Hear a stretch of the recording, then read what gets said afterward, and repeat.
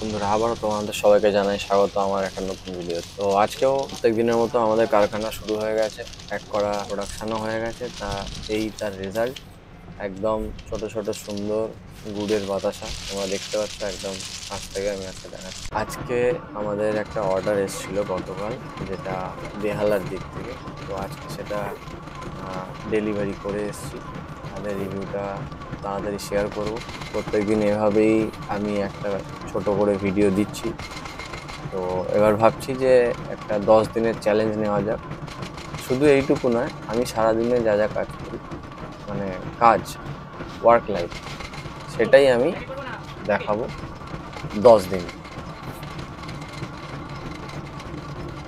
আজকের মতো tata, by. কাল থেকে নতুন ভিডিও।